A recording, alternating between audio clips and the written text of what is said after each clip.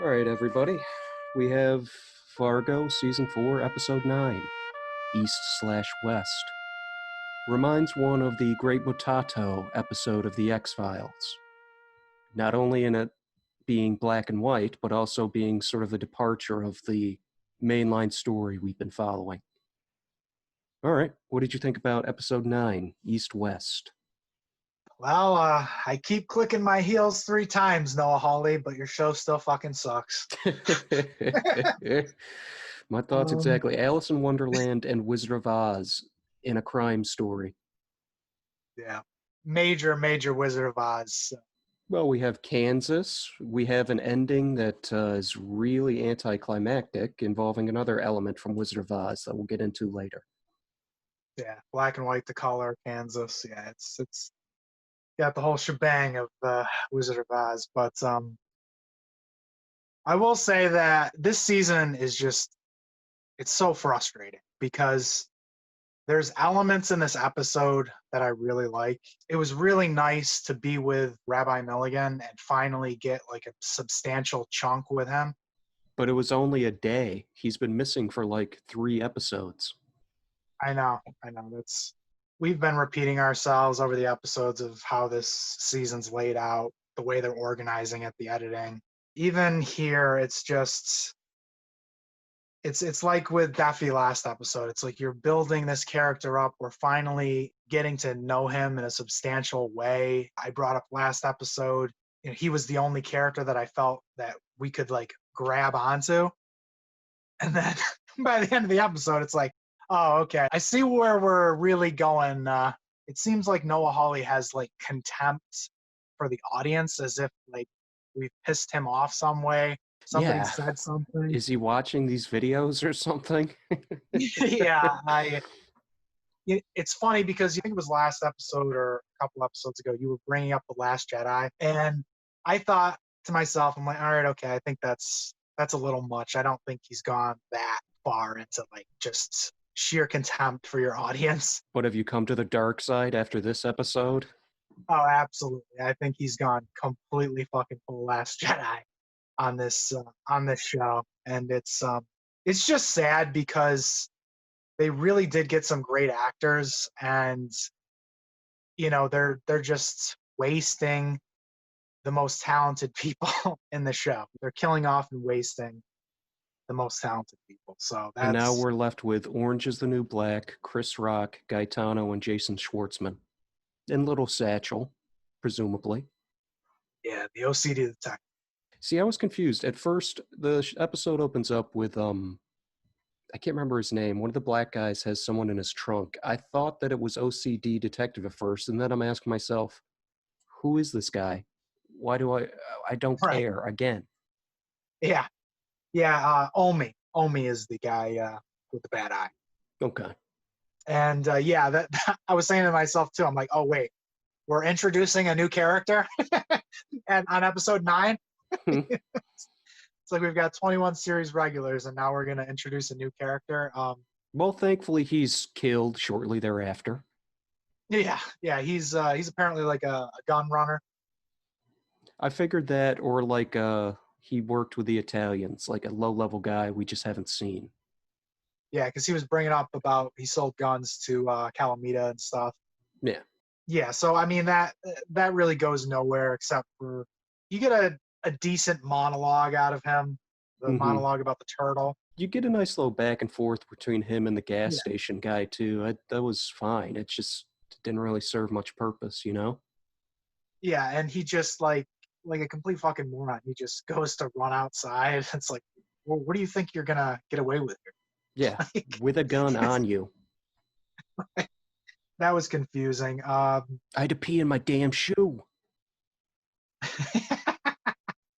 I did want to bring up, what do you think is, because we see at the beginning of the episode, it goes into black and white after we see the rubble of this building. Mm-hmm. We keep cutting to this monument of the discoverer of Pluto. I was thinking about that too. I don't know enough about the discoverer of Pluto to really have any opinion either way. What do you take from it? I didn't really know anything about Pluto being discovered. So, I mean, they have a little blurb on there that it was a guy who was Apparently, like, he was born in 1906. He discovered it in 1930. He spent thousands of hours just looking at the sky. They show it multiple times, and I was wondering, I'm like, okay, well, we know Pluto's not a planet.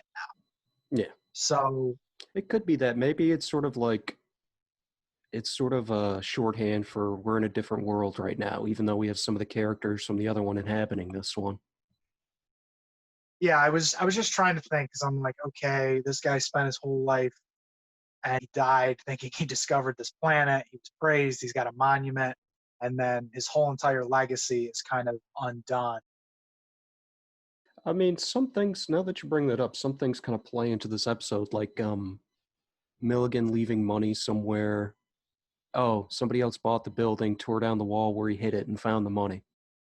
And he even says, well, you can't expect things to stay the same for a long time. Yeah. Which that also ties into kind of the Pluto thing, right? It's not a planet anymore. Yeah. So I thought that was interesting. I don't think it seems like it's kind of ambiguous, kind of left to the audience, but I Yeah. did think that was interesting. The show starts out with a quote: "Life is nothing but a competition to be a criminal rather than the victim," from Bertrand Bernard, something? yeah, Bertrand Russell. Okay. I didn't look up anything on him at all. Um, did you you know anything about him at all or anything? Yeah, he invented polystyrene. No, I have no idea who it is. I was wondering if he was like the author because they show a book also, the history of the true crime in the Wild West, Rubble. They also And I was showed, yeah, it had the crawl for this is a true event, only the names have been changed. It was on a picture and a page describing liberal just look, Kansas. There you go. and it says on the bottom of the thing about the best pancake house place in In the the world or something like universe. that. Which universe, Pluto? Yeah, I mean, I'm wondering if there's something kind of going on with.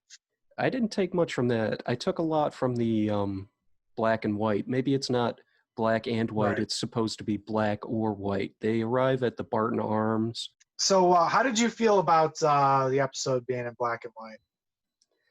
It seemed pointless to me at first, but then I came up with the entire. I feel like the entire season is sort of about division. You're black or you're white. You're atheist communist or you're a Christian democracy. You know what I mean? Right. Like I said, black, it's not so much black and white, it's black or white. You know what I mean? Yeah, yeah. It's not about the shades of gray. Even the hotel that Rabbi and Satchel go to, it's divided in half, east and west. New Testament or Old, McCarthy or Eisenhower, West or East. Yeah. Yeah, so that definitely does tie in. It's funny because as soon as they got there, and it had the whole east west, the place is split in half. It reminded me of Bad Times at the El Royale because that place was also split in half. Remember? Yeah. Yeah. Remember that movie? It's because one half was in like Vegas and the other half was in California, so you can stay in either In Vegas Nevada. or California. Yeah.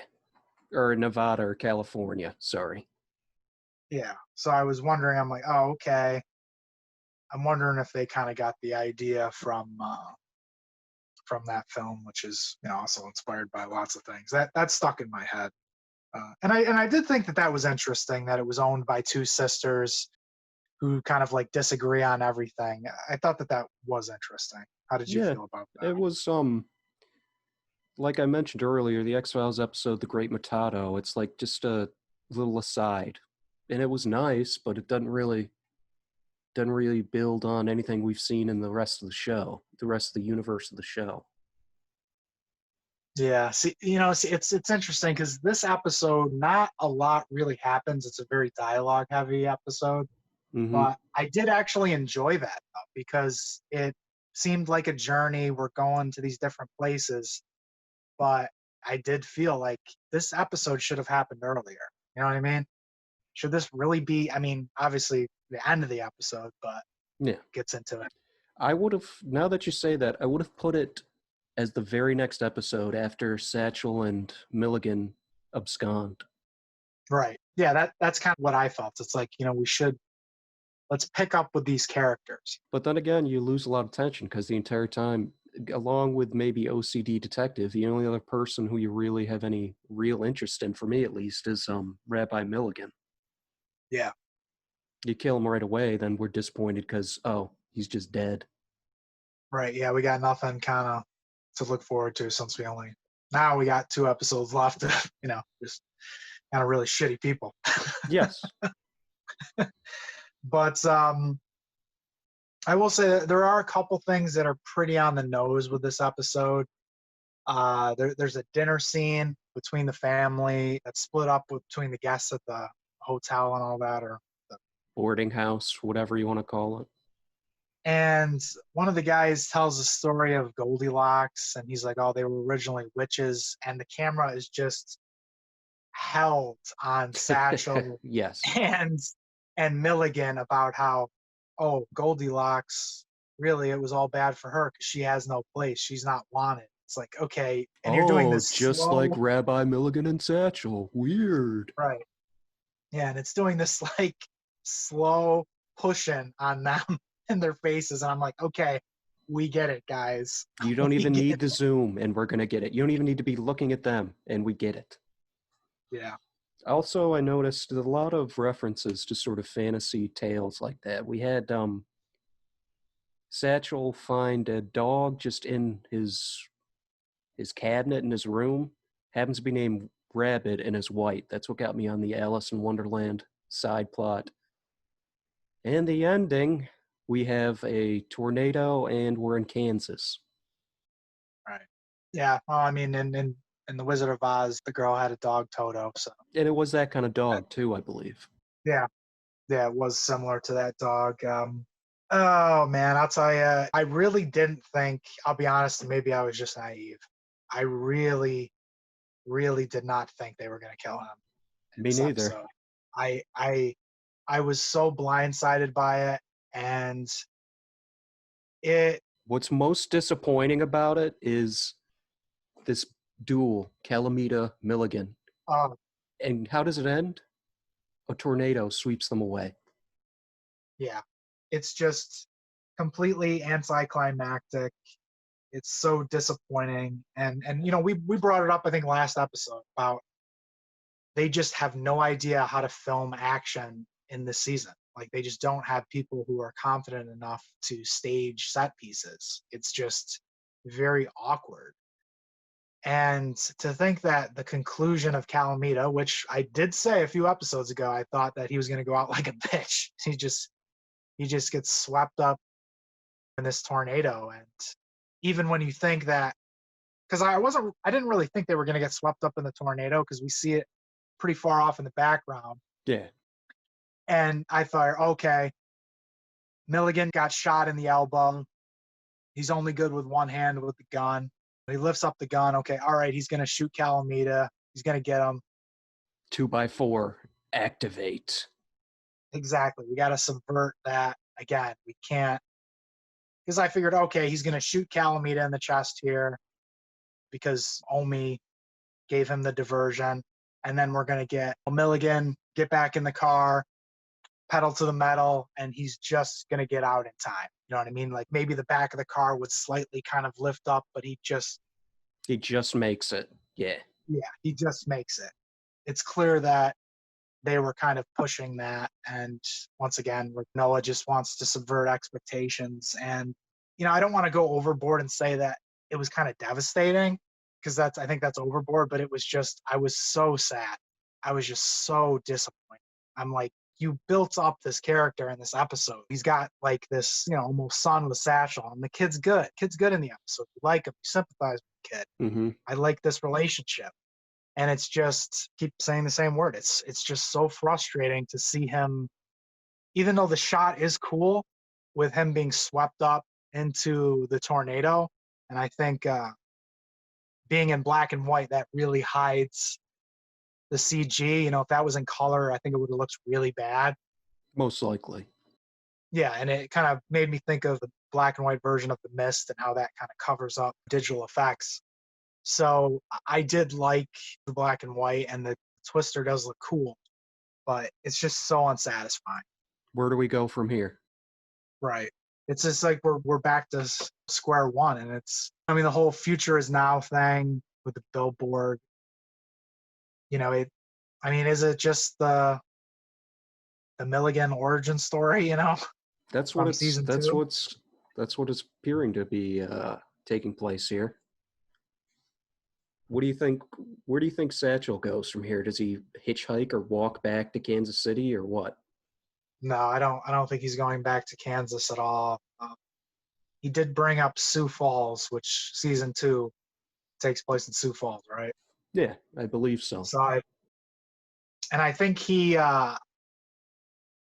was, because he came to Sioux Falls. So I'm wondering if, can't remember in season two if he did have experience of being there one time before. So I I'm believe that assuming, wasn't he with the Kansas City Syndicate when he came to Sioux Falls to fuck up the Gerhardt's little crime family.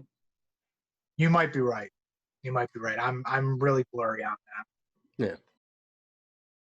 So I would guess he goes back to Kansas City either and reunites with his father, but all bets are off at this point, my man. yeah, I don't know. I don't like that. I honestly feel like it's better if that's the conclusion of, if that's the way you leave it. Might be a Honestly. better idea. Honestly, it would have been better if he just was raised by Milligan, but that's what I wanted. Yeah, that's what we wanted, and whatever you want Noah Hawley this season is just, he's going left. You're not gonna get what you want. It's like, why do that to your audience? Why fuck with them like that? That's the way I felt. You assholes didn't like Legion? Well, I'm gonna fuck up the show you did like. Right. How did you feel about the future is now billboard, and kind of the guy talking about, how he was going to be out of a job once it was done and all that? What was your takeaway from that? Exactly what he said. It's just, it can either be, seize the day kind of thing, or it clearly ties in with Satchel as he's leaving the little boarding house. He walked right in front of the sign, "The future is now. Your caretaker's gone. You have no way to get back to Kansas City. So now you got to make your own way." Right.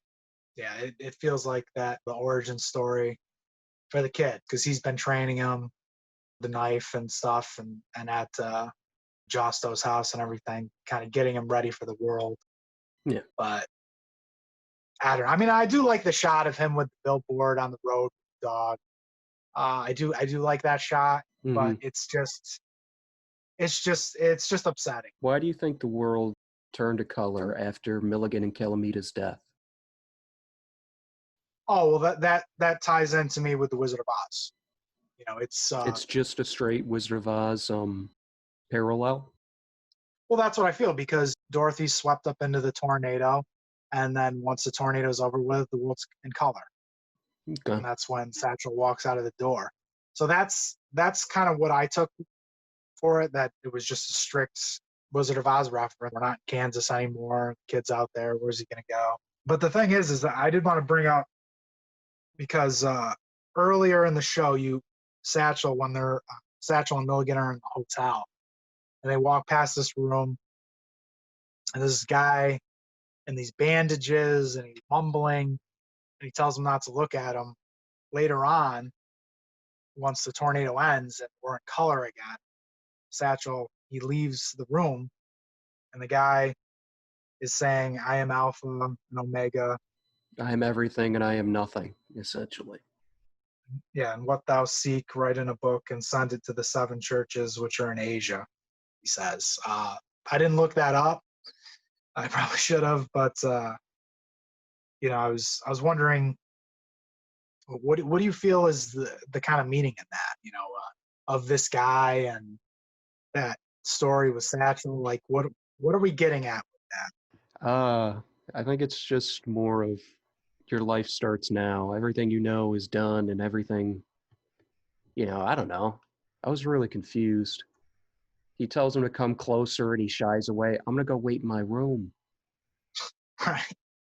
Well, the thing is, he brings up the disasters kind of like of God. He said the flood already happened, and he says fire comes next, which is talking about the Book of Revelation.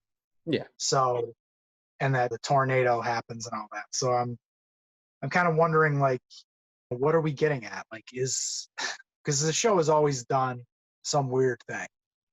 Like we brought up before, the season 2 has the aliens in it. Well, the weird things just keep mounting up. We have Zombie Man. We have this religious guy in this episode. We have Jousto falling in love with his brother after his brother tried to kill him. Right.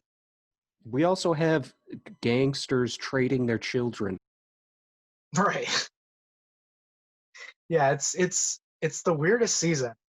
This one. It's just it's so out there, which is fine to go crazy with it, but I would like a little.